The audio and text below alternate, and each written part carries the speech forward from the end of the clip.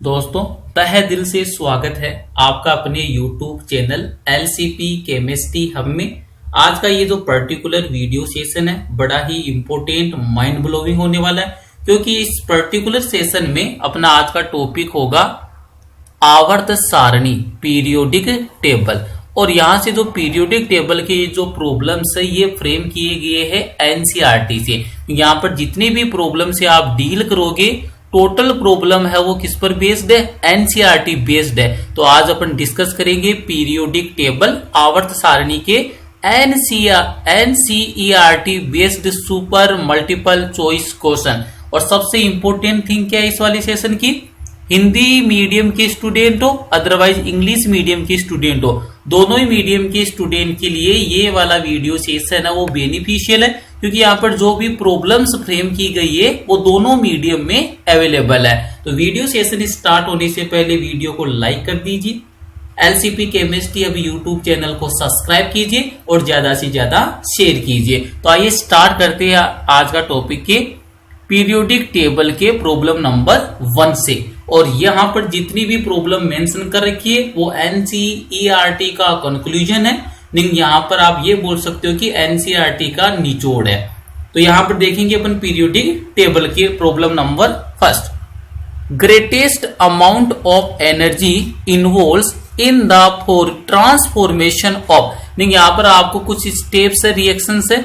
इन reaction में से ऐसा कौन सा स्टेप है जिसमें ग्रेटेस्ट अमाउंट में एनर्जी क्या होती है, इन्वॉल्व होती है। तो यहाँ पर आपको सबसे पहले मैं इसका हिंट प्रोवाइड करवाता हूँ। हिंट क्या हो जाएगा इसका, कीप इट इन माइंड, जब भी आपको electronic configuration half filled provided हो, meaning half filled electronic configuration otherwise fully filled electronic configuration, fully filled electronic configuration, meaning आपको जब भी कोई भी ऐसा आयन या फिर एटम प्रोवाइडेड हो जिसका इलेक्ट्रॉनिक कॉन्फ़िगरेशन हाफ फील्ड हो अदरवाइज फुली फील्ड हो, तो इस वाले केस में अगर आप यहां से इलेक्ट्रॉन को क्या कर रही हो, रिमूव कर रही हो, removal of electron otherwise electron क्या कर रही हो, रिमूव कर रही हो, तो इस वाली कंडीशन में ग्रेटेस्ट अमाउंट में एनर्जी की रिक्वायरमेंट होगी। Greatest amount of energy is required, of energy is required. तो ये थिंग आपको माइंड के अंदर सेट करके रखनी है, कीप इट इन माइंड, कि जब भी इलेक्ट्रॉन आप हाफ फील्ड और fully filled electronic configuration meaning अर्धपूरित और पूर्ण पूरित इलेक्ट्रॉनिक विन्यास से जब भी आप इलेक्ट्रॉन को रिमूव करोगे तो उस वाली कंडीशन में आपको ग्रेटेस्ट अमाउंट में किसकी रिक्वायरमेंट होगी, एनर्जी की रिक्वायरमेंट होगी। तो यहाँ पर अब इजीली सोल्व हो जाएगा। प्रोसेस देखिए, कैल्शियम प्लस है, पोटेशियम प्लस और सोडियम प्लस है, तो इन तीनों का इलेक्ट्रॉनिक कॉन्फ़िगरेशन में राइट डाउन कर लेता हूं। कैल्शियम +1 का electronic configuration, potassium +1 and sodium +1। Calcium का एटॉमिक नंबर 20 है, पोटेशियम का एटॉमिक नंबर 19 है और सोडियम का एटॉमिक नंबर कितना होता है, 11 होता है। कैटाइन का फॉर्मेशन कर रखा है, मीनिंग यहां से +1 है तो मीनिंग एक इलेक्ट्रॉन यहां से रिमूव कर दिया, तो इस वाली कंडीशन में कैल्शियम प्लस में इलेक्ट्रॉन का नंबर कितना होगा, 19 हो जाएगा। क्या इसी बन जाएगा कैल्शियम +1 का, 1s2 2s2 2p6 3s2 3p6 and 4s1। ये एक्चुअल में किसका इलेक्ट्रॉनिक कॉन्फ़िगरेशन है, कैल्शियम का।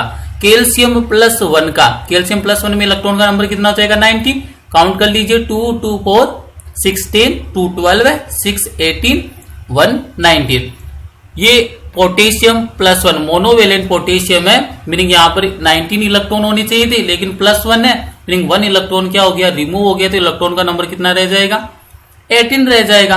18 रह जाएगा इलेक्ट्रॉन का नंबर। तो यहाँ पर देखिए इसका क्या इसी बन जाएगा, 1s2 2s2 2p6 3s2 3p6 and 4s19 है, तो इलेक्ट्रॉन का नंबर कितना रह जाएगा पोटेशियम के लिए, 18, तो 18 के लिए कितना रह जाएगा आपका, 3p6 हो जाएगा। ये हो गया पोटेशियम का।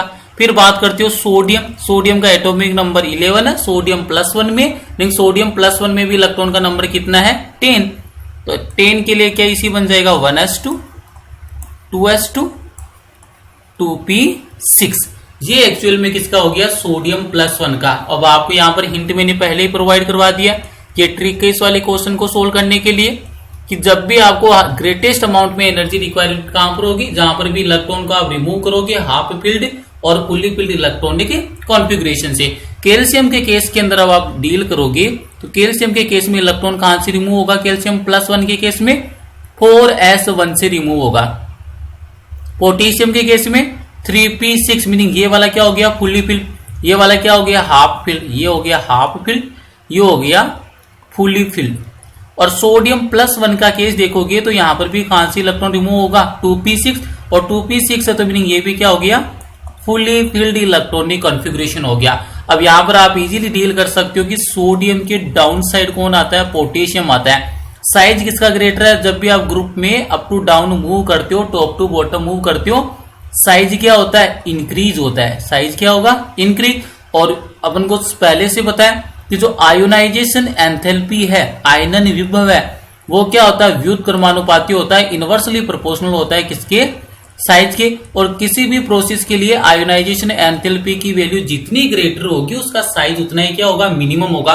तो इस वाले केस में पोटेशियम +1 के केस में भी p ऑर्बिटल से इलेक्ट्रॉन को रिमूव करोगे, सोडियम +1 के केस में भी p ऑर्बिटल से इलेक्ट्रॉन को रिमूव करोगे, लेकिन ग्रेटेस्ट अमाउंट ऑफ एनर्जी कहां पर रिक्वायर्ड होगा सोडियम +1 के केस में। क्यों, क्योंकि सोडियम +1 है, यहां पर प्रिंसिपल क्वांटम नंबर कितना है 2 है, और पोटेशियम में प्रिंसिपल क्वांटम नंबर कितना है 3 है। तो ये 2p जो ऑर्बिटल है वो न्यूक्लियस के क्या होता है एडजेसेंट होता है। तो यहां से आप जब भी 2p इलेक्ट्रॉन है 2p ऑर्बिटल से इलेक्ट्रॉन रिमूव करने के लिए हायर एनर्जी की रिक्वायरमेंट होगी किसके कंपैरिजन में 3p ऑर्बिटल के कंपैरिजन में। तो कौन सा ऑप्शन करेक्ट हो जाएगा सोडियम +1। तो यहां से ऑप्शन कौन सा करेक्ट हो गया, option number C is the correct answer. Next वाला क्वेश्चन देखिए, modern periodic table states that the physical and chemical properties of the elements are periodic function of there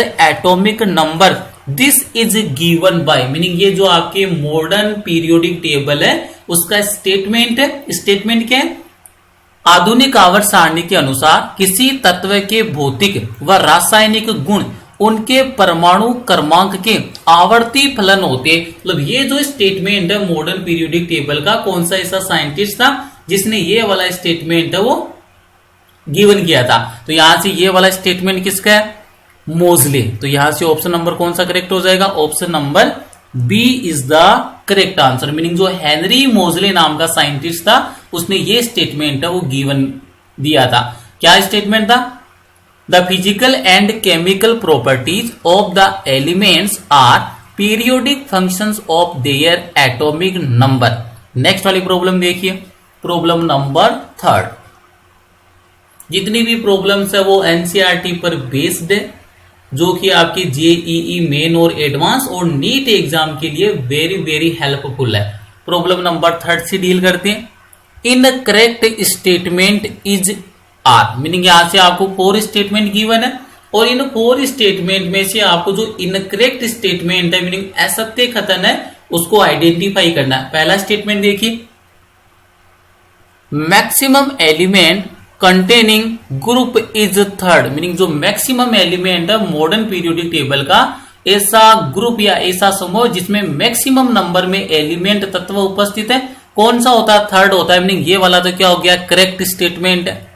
meaning जो आपका जो 3rd ग्रुप होता है इसी के अंदर कौन आता है लेंथेनाइड और actinide. Keep it in mind, L N का मीनिंग हो गया लेंथेनाइड और एसी का मीनिंग हो गया एक्टिनाइड। लेंथेनाइड के 14 एलिमेंट और एक्टिनाइड के 14 एलिमेंट, ये भी कौन से ग्रुप से बिलोंग करते हैं 3rd ग्रुप से क्या करते हैं बिलोंग करते हैं। तो मॉडर्न पीरियोडिक टेबल है इसका कौन सा ऐसा ग्रुप है जिसमें मैक्सिमम नंबर में एलिमेंट है वो बिलोंग करते, it is the 3rd group, meaning तीसरा समूह होता है, करेक्ट स्टेटमेंट है। सेकंड देखिए B, tellurium is first man made radio active element, ये रॉन्ग हो गया, टेल्यूरियम नहीं है, इसकी जगह कौन है टेक्नीशियम है। Keep it in mind, TC technetium है वो एक्चुअल में क्या होता है आपके पास टेल्यूरियम नहीं है, इसका आंसर क्या होगा टेक्नीशियम होगा, टीसी। तो टेक्नीशियम ही क्या होता है first man made radio active element. तो स्टेटमेंट नंबर बी है ये क्या हो गया रॉन्ग हो गया, टेल्यूरियम नहीं है, कौन सा होगा टेक्नीशियम होगा। ऑप्शन नंबर सी देखिए, law of octave is valid only up to atomic number 20, ये स्टेटमेंट भी करेक्ट है। मीनिंग जो ऑक्टेव नियम है ये एक्चुअल में कैल्शियम तक वैलिड होता है, और कैल्शियम का परमाणु क्रमांक या एटॉमिक नंबर कितना होता है 20 होता है। तो ये वाला स्टेटमेंट भी क्या है, करेक्ट स्टेटमेंट है। नेक्स्ट वाला देखिए option number D, lithium magnesium pair shows diagonal relationship, ये भी करेक्ट स्टेटमेंट है।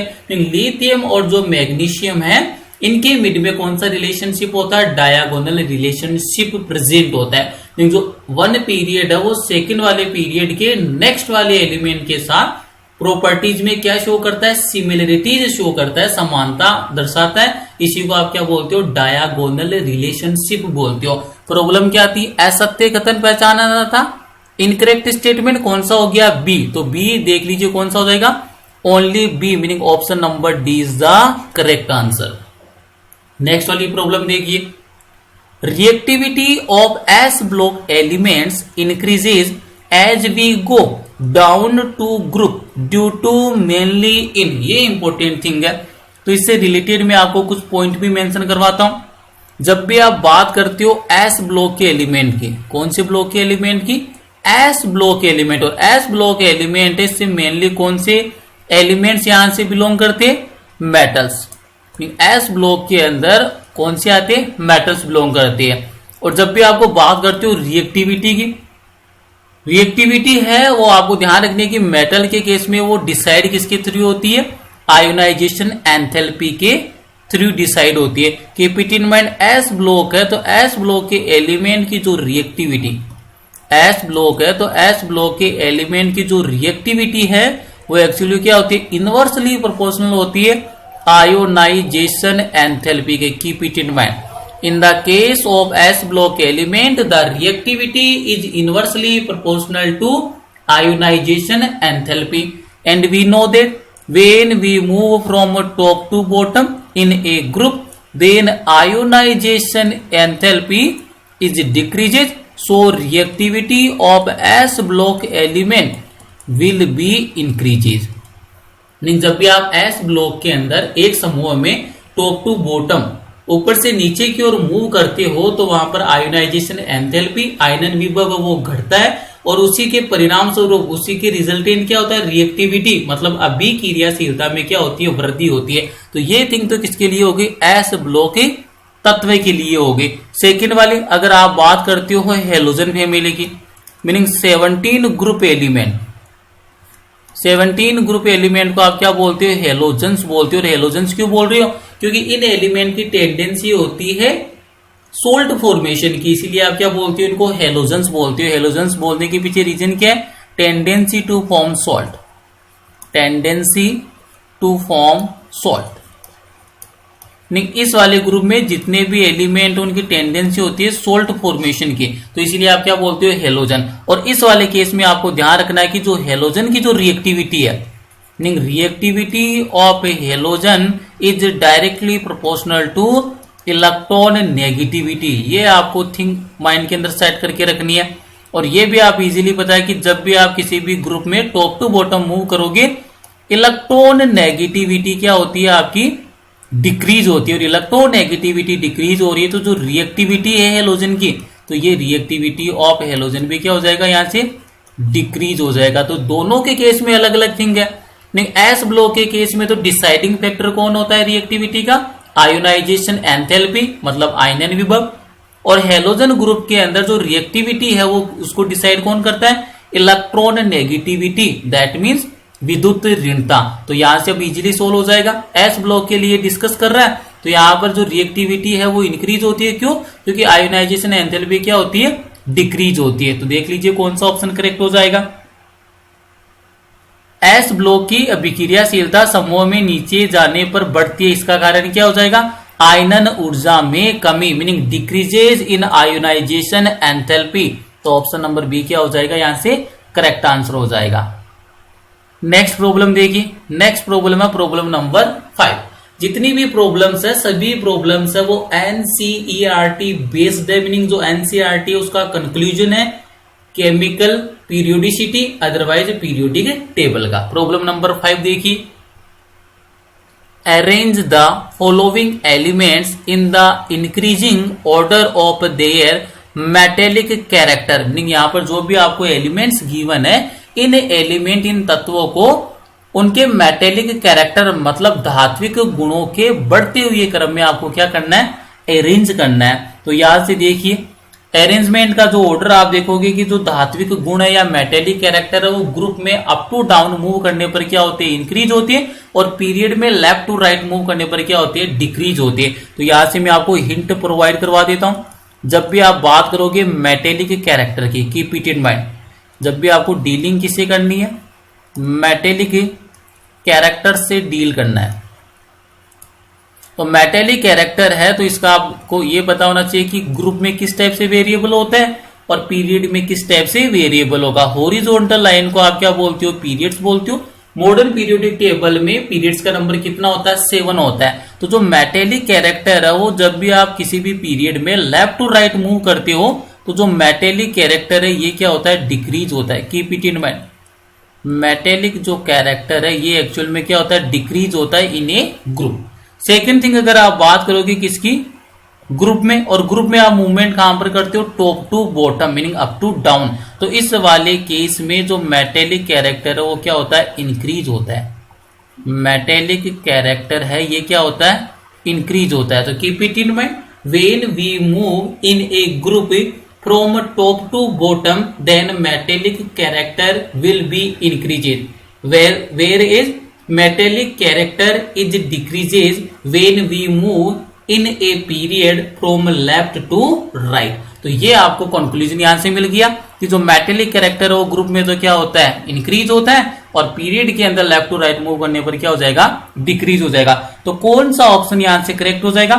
साथ में एक और आपको हिंट प्रोवाइड करवा देता हूं, जो ये मेटेलिक कैरेक्टर है यहां पर मैं मेंशन कर देता हूं, metallic character, metallic character is inversely proportional to ionization enthalpy. ये भी आपको ध्यान रखना है, क्योंकि यहाँ पर आयोनाइजेशन एंथैल्पी आयनन विभव के साथ जो धात्विक गुण मेटेलिक कैरेक्टर है वो किस प्रकार से संबंधित होता है, इनवर्सली प्रोपोर्शनल है, मतलब जितना कम आयनन विभव या आयोनाइजेशन एंथैल्पी होगा उसका मेटेलिक कैरेक्टर धात्विक सामर्थ्य उतना ही अधिक होगा। तो यहाँ पर आप इनको अरेंज कर लीजिए, और जब भी आप इनको अरेंज करोगे तो यहाँ पर देखिए कौन सा ऑर्डर हो जाएगा। तो यहाँ पर मैं मेंशन करता हूं जो भी आपको 4 एलिमेंट गिवन है इनकी मॉडर्न पीरियोडिक टेबल में क्या पोजीशन है। तो यहाँ पर देखिए सबसे पहले तो आपको मेंशन करना है लिथियम, उसके बाद में आता है आपका सोडियम, और इसके जस्ट डाउन साइड आता है पोटेशियम। तो ये तो आप कहां पर मूव कर रही हो, ग्रुप में, और ग्रुप में अप टू डाउन मूव करने पर क्या होता है, मेटेलिक कैरेक्टर क्या होता है, इंक्रीज होता है। इसका रीजन क्या है, क्योंकि आयोनाइजेशन एंथैल्पी वो क्या होती है, ग्रुप में डिक्रीज होती है। फिर एलिमेंट कौन सा रह गया आपके पास, बेरिलियम रह गया। एलिमेंट कौन सा रह गया, बेरिलियम। और बेरिलियम कहां पर लाइज करता है, बेरिलियम लाइज करता है आपके यहां पर। तो यहां पर अगर आप इसको देखोगे, बेरिलियम, हाइड्रोजन, लिथियम का कितना होता है 3 और बेरिलियम का कितना होता है 4। तो यहां पर आप सीक्वेंस अब इजीली यहां पर फॉलो कर सकते हो। प्रॉब्लम नंबर 5 में कौन सा ऑर्डर हो जाएगा सबसे मैक्सिमम, देखो यहां से लिथियम और बेरिलियम कहां पर मूव करा दिया, पीरियड में। पीरियड में क्या होता है, मेटेलिक कैरेक्टर डिक्रीज होता है, क्योंकि बेरिलियम में मिनिमम मेटेलिक कैरेक्टर है। बेरिलियम से ग्रेटर किसमें होगा, लिथियम। लिथियम से ग्रेटर मेटेलिक कैरेक्टर सोडियम में, और मैक्सिमम मेटेलिक कैरेक्टर किसमें प्रेजेंट होगा, पोटेशियम में। तो जो भी आपको ऑप्शन गिवन है उसमें देख लीजिए पोटेशियम का सबसे मैक्सिमम है। तो ऑप्शन नंबर सी तो यहां से इनकरेक्ट हो गया, क्योंकि यहां पर बेरिलियम का मैक्सिमम बता रखा है, मैक्सिमम किसका होगा, पोटेशियम। पोटेशियम के बाद में कौन लाइज करेगा, सोडियम। तो देखिए पोटेशियम के बाद में लिथियम, ये भी इनकरेक्ट हो गया। पोटेशियम के बाद में सोडियम, और पोटेशियम के बाद में सोडियम, ये अभी तक करेक्ट चल रहा है। इसके बाद में कौन आएगा, सोडियम के बाद में लिथियम। तो यहाँ पर देखिए सोडियम के बाद में लिथियम, मीनिंग ऑप्शन नंबर क्या है, बी करेक्ट है। और यहाँ पर सोडियम के बाद में बेरिलियम मेंशन कर रखा है, मीनिंग ये क्या हो जाएगा, इनकरेक्ट। तो मीनिंग कौन सा ऑर्डर करेक्ट होगा, option number B is the correct answer. Next वाली प्रॉब्लम देखिए, प्रॉब्लम नंबर 6। प्रॉब्लम नंबर 6 के अंदर देखिए किस टाइप से डील करना है आपको। Second ionization enthalpy will be higher than the first ionization enthalpy it is due to, meaning जहां पर ये बोल रहा है कि जो भी सेकेंड आयोनाइजेशन एंथैल्पी है वो ऑलवेज क्या होती है, ग्रेटर होती है किसके कंपैरिजन में, फर्स्ट आयोनाइजेशन एंथैल्पी के कंपैरिजन में। इसका रीजन क्या है तो मैं आपको अंडरस्टैंड करवा देता हूं। Always keep it in mind successive IP, successive ionization potential, always keep it in mind, successive ionization potential otherwise ionisation enthalpy is always increases. Ionisation enthalpy first है, वो ऑलवेज इससे ग्रेटर कौन सा हो जाएगा, आयोनाइजेशन एंथैल्पी सेकंड, और ionisation enthalpy second से greater कौन हो जाएगा, आयोनाइजेशन एंथैल्पी थर्ड। तो यहां पर जो सक्सेसिव आयोनाइजेशन एंथैल्पी हिंदी में बोलते हैं इसको कर्मागत आयनन विभव। तो हमेशा ध्यान रखें कि जो सक्सेसिव जो आयोनाइजेशन एंथैल्पी है वो ऑलवेज क्या होती है, इंक्रीज होती है। और ऑलवेज इंक्रीज होने के पीछे लॉजिक क्या है, तो मैं आपको सिंपल लैंग्वेज में अंडरस्टैंड करवाता हूं। ये लीजिए मेरे पास कोई एलिमेंट है ए, गैसियस स्टेट में आइसोलेटेड, इलेक्ट्रॉन को रिमूव कर दिया, 1 इलेक्ट्रॉन को रिमूव करूंगा तो ए प्लस, और यहां पर क्या आ जाएगा, इलेक्ट्रॉन को रिमूव कर दिया मैंने। एनर्जी आपने यहां पर मेंशन की है, तो इस वाली रिएक्शन के लिए जो डेल्टा एच है वो कैसा होगा, पॉजिटिव होगा। नहीं, एनर्जी आपने प्रोवाइड की है तभी क्या हुआ है, जो न्यूक्लियस का जो अट्रैक्शन फोर्स है उसको लीव करके इलेक्ट्रॉन को क्या किया आपने, रिमूव किया। अब ये तो हो गई इस वाली प्रोसेस के लिए, ये कौन सा हो गया, आयोनाइजेशन एंथैल्पी फर्स्ट की बात होगी। सेकंड देखिए ए प्लस की बात कर रहा हूं, तो ए प्लस ये भी आइसोलेटेड है, गैसियस स्टेट में 1 इलेक्ट्रॉन को रिमूव किया तो क्या हो जाएगा, ए प्लस 2, और वापस से क्या आ गया, 1 इलेक्ट्रॉन को रिमूव कर दिया। ये वाली प्रोसेस कौन सी होगी, आयोनाइजेशन एंथैल्पी सेकंड। थर्ड की अगर बात करूंगा तो ए प्लस 2, ये भी गैसियस स्टेट में आइसोलेटेड है, 1 इलेक्ट्रॉन को रिमूव करूंगा तो ये कन्वर्ट हो जाएगा ए प्लस 3 प्लस इलेक्ट्रॉन, और इस वाली प्रोसेस को कौन सा बोल दिया आपने, आयोनाइजेशन एंथैल्पी थर्ड। मीनिंग यहाँ पर कर्मागत सक्सेसिव प्रोसेस है। और अभी मैंने आपको ये हिंट प्रोवाइड कर दिया कि जो successive ionisation enthalpy is always increases, meaning जो थर्ड से ग्रेटर हो जाएगी 4 और फोर्थ से ग्रेटर हो जाएगी 5। और जितनी भी ionization enthalpy, keep it in mind, आयनन विभव की जितने भी पद होते हैं वो सभी के सभी क्या होती है, एंडोथर्मिक प्रोसेस है। Keep it in mind, ionisation enthalpy is an endothermic process. कैसी प्रोसेस होती है, एंडोथर्मिक प्रोसेस है। हिंदी में आप इसको बोलते हो उष्माशोषी प्रक्रम, उष्माशोषी प्रक्रम। मतलब आपको इस वाले प्रक्रम में, इस वाले प्रोसेस में ऊर्जा है वो प्रदान करनी पड़ती है, एनर्जी प्रोवाइड करनी पड़ती है। तो यहाँ पर ये इजीली सोल्व हो जाएगा। ऐसा क्यों हो रहा है, क्योंकि यहाँ पर तो देखो न्यूट्रल है, यहाँ पर मोनोवेलेंट है, और यहाँ पर क्या हो जाएगा, बाइवेलेंट। आपको कंपैरिजन किस में करवाया है, आयोनाइजेशन एंथैल्पी 1 और सेकंड में। तो यहाँ पर तो न्यूट्रल था, यहाँ पर क्या हो गया, मोनोकेटायन। तो जो भी मोनोवेलेंट है इसके अंदर क्या हो जाएगा कि जो इफेक्टिव न्यूक्लियर फोर्स है वो क्या हो जाएगा, इंक्रीज हो जाएगा। तो कैसे इसको आप मेंशन कर सकते हो, it is more difficult to remove an electron from positively charge atom due to increase in effective nuclear force in monovalent cation. जब आप आयोनाइजेशन फर्स्ट से सेकंड में मूव कर रही हो तो यहाँ पर क्या हो रहा है कि जो इफेक्टिव न्यूक्लियर चार्ज है वो क्या हो जाएगा, इंक्रीज हो जाएगा। और जब इफेक्टिव न्यूक्लियर चार्ज इंक्रीज हो जाएगा तो इलेक्ट्रॉन आप उसको इजीली रिमूव नहीं कर सकते। मीनिंग क्या हो जाएगा, मोनोवेलेंट धनायन के प्रभावी नाभिकीय आयन के बढ़ने के कारण उसमें से इलेक्ट्रॉन निकालना क्या हो जाता है, कठिन हो जाता है। तो यहां से कौन सा ऑप्शन करेक्ट हो जाएगा, देखिए, it is more difficult to add an electron to a positively charge ion. अरे आप तो इलेक्ट्रॉन को रिमूव कर रही हो, बात किसकी चल रही है, आयनन ऊर्जा, मतलब आयोनाइजेशन पोटेंशियल में इलेक्ट्रॉन को ऑलवेज क्या करती हो, रिमूव करती हो। तो यहाँ पर तो क्या बोल रहा है कि इलेक्ट्रॉन को ऐड करने की बात कर रहा है, तो ये वाला ऑप्शन तो क्या हो गया, इनकरेक्ट हो गया। नेक्स्ट देखिए, it is more difficult to remove an electron from positively charge ion. ये स्टेटमेंट करेक्ट है। लेकिन जो पॉजिटिवली चार्ज जो आयन है उससे इलेक्ट्रॉन को रिमूव करना क्या होता है, डिफिकल्ट होता है। रीजन क्या है, क्योंकि वहां पर जो इफेक्टिव न्यूक्लियर चार्ज है वो क्या हो जाता है, इंक्रीज हो जाता है। मतलब किसी धनात्मक आवेशित आयन में से इलेक्ट्रॉन निकालना क्या हो जाता है, कठिन हो जाता है। और कारण क्या होता है इसका, प्रभावी नाभिकीय आवेश में वृद्धि होती है। Option number C, due to increase in effective nuclear force in monovalent cation. जो इफेक्टिव न्यूक्लियर फोर्स है वो मोनोवेलेंट केटायन में क्या हो जाता है, इंक्रीज हो जाता है। Option number D, both B and C, मतलब बी भी सही है और सी भी सही है। तो यहां पर इसका करेक्ट जो ऑप्शन है, करेक्ट जो आंसर है कौन सा होगा, बी वाला, meaning it is more difficult to remove an electron from positively charge ion, meaning जो पॉजिटिवली चार्ज आयन है उससे इलेक्ट्रॉन आप इजीली रिमूव नहीं कर सकते। नेक्स्ट वाला देखिए problem number 7। In general in A given period the maximum and minimum ionisation enthalpy respectively will be of, meaning यहां पर आपको ये डील करना है कि इनमें से कौन सा पीरियड है जिसके अंदर मैक्सिमम और मिनिमम जो आयोनाइजेशन एंथैल्पी होती है। तो यहां पर देखिए अगर आप प्रॉब्लम नंबर 7 से डील करोगे तो इसका करेक्ट आंसर देखिए noble gases and alkali metal, तो ये ऑप्शन करेक्ट हो जाएगा। जो आयोनाइजेशन एंथैल्पी है वो किसी भी पीरियड में मैक्सिमम किसकी होगी, नोबल गैस की मैक्सिमम होगी, और मिनिमम किसकी हो जाएगी, मिनिमम हो जाएगी आपके एल्कलाई मेटल की। क्योंकि अभी तक आपने यही तो सीखा है कि जो आयोनाइजेशन एंथैल्पी है, आयनन विभव है, लेफ्ट टू राइट क्या होता है, इंक्रीज होता है, और अप टू डाउन क्या होता है, डिक्रीज होता है। तो जब भी पीरियड की बात चल रही है तो पीरियड में लेफ्ट साइड कौन से एलिमेंट आते हैं, एल्कलाई मेटल आती है, और राइट हैंड साइड कौन से आती है, नोबल गैस आती है।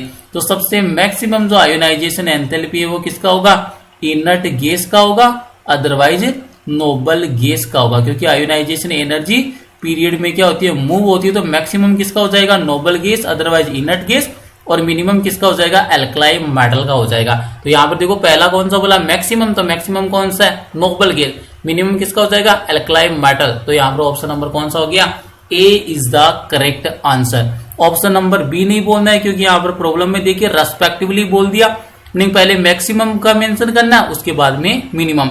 एल्कलाई जो मेटल है इसका मिनिमम होता है, जबकि सबसे पहले कौन सा मेंशन किया है, मैक्सिमम का। तो ऑप्शन नंबर ए क्या हो जाएगा, करेक्ट आंसर हो जाएगा। नेक्स्ट वाला प्रॉब्लम देखिए problem number 8। Correct order of screening effect for electrons present in different subshell will be, यहां से आपको स्क्रीनिंग जो इफेक्ट है उसका जो ऑर्डर है वो क्या करना है, यहां पर मेंशन करना है। प्रॉब्लम नंबर 8 है, इसके अंदर आप अगर बात करोगे किसकी, स्क्रीनिंग इफेक्ट की, तो स्क्रीनिंग जो इफेक्ट है इसका एक्चुअल में ऑर्डर क्या होगा, तो सबसे मैक्सिमम जो स्क्रीनिंग इफेक्ट किसका होगा, एस का, then P, then D, then F. तो ये वाला कौन सा ऑर्डर करेक्ट हो जाएगा, order number A is the correct. ये किसका ऑर्डर होता है, स्क्रीनिंग इफेक्ट का ऑर्डर होता है। मैक्सिमम किसका होता है, S subshell, then P subshell, then D subshell, then F subshell. तो ये वाला क्या हो जाएगा, ऑर्डर करेक्ट हो जाएगा। स्क्रीनिंग इफेक्ट का order S P D F, इस टाइप से भी आप इसको लर्न कर सकते हो। नेक्स्ट देखिए problem number 9। Which of the following is correct about ionisation enthalpy, लेकिन जो आयोनाइजेशन एंथैल्पी है इसके लिए कौन सा करेक्ट है, तो यहां पर आपको 4 ऑप्शन मेंशन है। बोरोन और बेरिलियम का यहां पर कंपैरिजन करवा रहा है। 2 एलिमेंट है, एक तो कौन स बोरोन, सेकंड वाला कौन सा बेरिलियम, तो इजीली सोल्व हो जाएगा। ये लीजिए इसी से सोल्व होगा, तो बोरोन का एटॉमिक नंबर होता है 5, क्या इसी बन जाएगा इसका 1s2 2s2 2p1, ये तो हो गया बोरोन का इलेक्ट्रॉनिक कॉन्फ़िगरेशन। सेकंड वाला एलिमेंट कौन सा है, बेरिलियम, और बेरिलियम का एटॉमिक नंबर कितना होता है 4, इसका क्या इसी बन जाएगा 1s2 2s2। अब यहां से आप इजीली यहां से सोल्व हो जाएगा।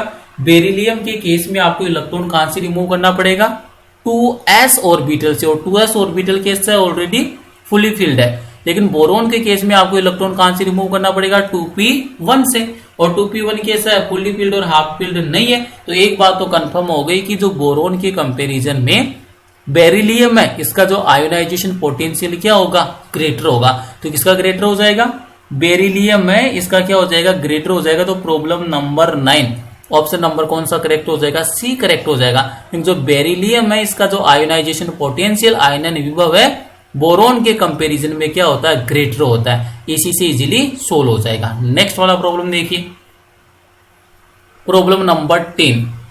On going from right to left in a period, period में ऑलवेज आप कहां पर मूव करोगे, लेफ्ट टू राइट ही मूव करोगे। क्यों, क्योंकि जो मॉडर्न पीरियोडिक टेबल है उसमें जो हॉरिजॉन्टल लाइंस है उसी को आप क्या बोलते हो, पीरियड्स बोलते हो। On going from right to left in a period generally ionization energy, ये मैंने स्टार्टिंग में मेंशन किया था कि जब भी आयोनाइजेशन एंथैल्पी की बात होती है तो पीरियड में तो क्या होती है, इंक्रीज होती है। और ग्रुप में क्या होती है, डिक्रीज होती है। तो यहाँ पर पीरियड से डील कर रही है तो आयोनाइजेशन एंथैल्पी क्या हो जाएगी, इंक्रीज हो जाएगी। मीनिंग ऑप्शन नंबर क्या हो जाएगा, on going from right to left in a period generally ionization energy. तो जनरली जो आयोनाइजेशन एनर्जी क्या हो जाएगी आपकी, इंक्रीज हो जाएगी। तो ऑप्शन नंबर कौन सा करेक्ट हो जाएगा आपके पास, option number B is the correct answer. Meaning जो आयोनाइजेशन एनर्जी है लेफ्ट टू राइट, सॉरी यहाँ पर देखो मेंशन, यहाँ पर देखो प्रॉब्लम को इजीली रीड आउट करना है। यही मिस्टेक हो जाती है कंपटीशन एग्जाम में कि प्रॉब्लम को अच्छे से रीड नहीं करने पर क्वेश्चन आते हुए भी रॉन्ग हो जाता है। यहाँ पर देखिए क्या बोला है, on going from right to left, यहाँ पर लेफ्ट टू राइट नहीं है। अगर लेफ्ट टू राइट मूव करते तो आयोनाइजेशन एंथैल्पी क्या होती है, इंक्रीज होती है। यहाँ पर उसका जस्ट रिवर्स ऑपोजिट पूछ लिया है। क्या पूछा उसने, राइट टू लेफ्ट, मीनिंग यहां से मूव करवा रहा है राइट साइड से left side, meaning noble gas की ओर से किस ओर मूव करवा रहा है, एल्कलाइन मेटल की ओर मूव करवा रहा है। तो यहां पर क्या हो जाएगा, आयोनाइजेशन एंथैल्पी है ये क्या हो जाएगी, डिक्रीज हो जाएगी राइट टू लेफ्ट। तो यहां पर ऑप्शन नंबर कौन सा करेक्ट होगा, option number A is the correct answer. Next वाली प्रॉब्लम देखिए, problem number 11, which of the following obeys tried law. Meaning यहां पर एक लॉ है, कौन सा है, मॉडर्न पीरियोडिक टेबल से पहले जो पीरियोडिक टेबल का जो फॉर्मेशन हुआ था तो उसके लिए कई रूल्स है। लोथर मेयर कर्व है, ऑक्टेट रूल है, ट्राइड लॉ है, इस टाइप के बहुत सारे रूल्स है। तो उसमें से आपके ये पूछा कि जो ट्राइड लॉ है वो कौन सा फॉलो करता है, विच of the following obeys tried law. तो ट्राइड जो लॉ है इसको कौन ओबे करता है, प्रॉब्लम नंबर 11 का आंसर हो जाएगा आपका लिथियम सोडियम पोटेशियम, ये भी क्या करता है, फॉलो करता है ट्राइड लॉ को। सेकंड वाली अगर आप बात करोगे option number B, hydrogen lithium potassium, ये फॉलो नहीं करता है ट्राइड लॉ को। थर्ड देखेंगे बेरिलियम मैग्नीशियम और कैल्शियम, ये भी क्या करता है, ट्राइड लॉ को फॉलो करता है। तो और option number D both A and C, तो करेक्ट आंसर कौन सा होगा, option number D is the correct answer. Meaning A और सी दोनों क्या करती है, जो ट्राइड लॉ है इसको क्या करते हैं, फॉलो करते हैं। मीनिंग लिथियम सोडियम और पोटेशियम, और इधर से कौन हो जाएगा, बेरिलियम मैग्नीशियम और कैल्शियम। ये जो एलिमेंट है, ये जो ग्रुप है लिथियम सोडियम पोटेशियम का, सेकेंड वाला ग्रुप है बेरिलियम मैग्नीशियम और कैल्शियम का, ये क्या करते हैं, ट्राइड लॉ को क्या करते हैं, फॉलो करते हैं। तो ऑप्शन नंबर डी, मीनिंग ये डी, ए और सी दोनों क्या है यहां पर सही है। नेक्स्ट वाली प्रॉब्लम देखिए, प्रॉब्लम नंबर 12 है। 12 नंबर प्रॉब्लम में देखिए, which group of the periodic table contains all the three gas liquid and solid type of element. बड़ा इंपॉर्टेंट क्वेश्चन है एनसीईआरटी का। यहां से आपको ये देखना है कि जो आपकी मॉडर्न पीरियोडिक टेबल है उनमें से ऐसा कौन सा है ऐसे, यानी जिसमें तीनों टाइप की स्टेट, मीनिंग सॉलिड भी आ जाए, लिक्विड भी आ जाए और गैसेस भी आ जाए। मीनिंग ऐसा कौन सा ग्रुप है जिसमें तीनों टाइप की जो स्टेट वाले एलिमेंट वो क्या होती है, प्रेजेंट होती है। बड़ा ही इंपॉर्टेंट क्वेश्चन है। तो इसका आंसर क्या हो जाएगा, ऑप्शन नंबर डी। मीनिंग यहां पर फर्स्ट वाला जो एल्कलाई मेटल है उसके अंदर भी क्या प्रेजेंट होता है, सॉलिड लिक्विड और गैस टाइप के एलिमेंट प्रेजेंट होते हैं। और सेकंड वाला कौन सा हो जाएगा, 17 group. 17 group meaning halogen group और एल्कलाई मेटल, दोनों ऐसे ग्रुप है जिसमें सॉलिड भी प्रेजेंट होती है, गैस भी प्रेजेंट होता है और लिक्विड भी प्रेजेंट होता है। तो करेक्ट आंसर कौन सा हो जाएगा इसका, option number D is the accurate answer, both A and B. हमेशा ध्यान रखना है 17 जो ग्रुप आप इसको बोलते हो हेलोजन ग्रुप बोलते हो। 17 वाला कौन सा हो गया, हेलोजन ग्रुप हो गया। और फर्स्ट वाला कौन सा हो गया, alkali metal group, alkali metal group. Meaning alkali metal group और जो हेलोजन ग्रुप है, मीनिंग ग्रुप नंबर 1 और ग्रुप नंबर जो 17 है, इनके अंदर जो भी एलिमेंट्स है, इनके अंदर जो भी एलिमेंट्स प्रेजेंट है, मीनिंग तत्व उपस्थित है, ये तीनों स्टेट के अंदर प्रेजेंट हो सकते हैं। नहीं, यहां पर आपको सॉलिड एलिमेंट्स भी प्रेजेंट होंगे, गैसियस एलिमेंट भी प्रेजेंट होंगे और साथ में लिक्विड एलिमेंट्स वो भी क्या होंगे, यहां पर प्रेजेंट होंगे। तो ये आपको ध्यान रखना है। Group number first meaning alkali metal और group number 17 that means halogen group. इनमें क्या होता है, जो एलिमेंट है वो सॉलिड, गैस और लिक्विड तीनों टाइप के एलिमेंट की फिजिकल स्टेट आपको ऑब्जर्व होती है। नेक्स्ट देखिए problem number 13, which of the following species will have the largest and the smallest size. यहाँ पर जो भी आपको स्पीसीज गिवन है इसमें से आपको लार्जेस्ट साइज और स्मॉलेस्ट साइज वाले एलिमेंट को पिक करना है। और यहाँ पर देखिए मैग्नीशियम है, मैग्नीशियम +2 है, एल्यूमिनियम और एल्यूमिनियम +3 है। तो यहाँ पर किस टाइप से इसको सोल्व करोगे तो आपको डायरेक्ट में मेंशन करवा देता हूं। इसके लिए हिंट प्रॉब्लम नंबर 13 के लिए, ionic size is inversely proportional to effective nuclear charge. ये आपको ध्यान रखना है, आयोनिक साइज, ये हिंट है इस वाली प्रॉब्लम के लिए।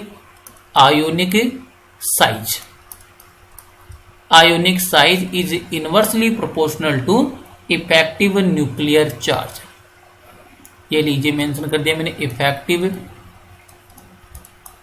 Nuclear charge, effective nuclear charge. Effective nuclear charge की वैल्यू जितनी ग्रेटर होगी उसका आयोनिक साइज उतना ही क्या हो जाएगा, मिनिमम हो जाएगा। मीनिंग रिलेशन कैसा आएगा यहाँ पर, इनवर्सली प्रोपोर्शनल का आएगा। तो यहाँ पर देख लीजिए कौन सा करेक्ट हो जाएगा, लार्जेस्ट साइज और स्मॉलेस्ट साइज की बात की है तो लार्जेस्ट साइज तो किसका हो जाएगा आपका, मैग्नीशियम का, और स्मॉलेस्ट साइज किसका हो जाएगा, एल्यूमिनियम +3 का।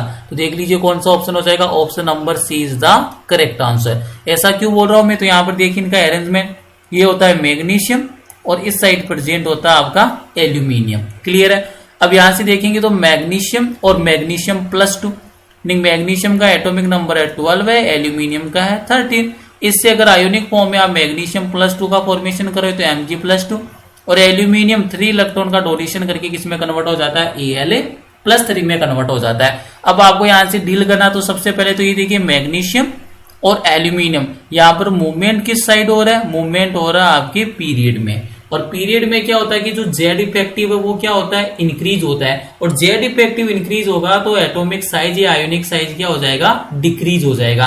क्योंकि जो आयोनिक साइज है वो इफेक्टिव न्यूक्लियर चार्ज के क्या है, इनवर्सली प्रोपोर्शनल है। और पीरियड में always keep it in mind, Z effective क्या होता है, इंक्रीज होता है।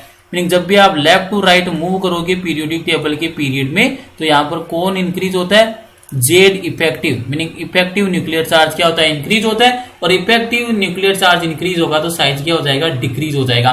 तो एक बात तो कंफर्म हो गई कि मैग्नीशियम और एल्यूमिनियम में साइज किसका ग्रेटर होगा, मैग्नीशियम का ग्रेटर होगा।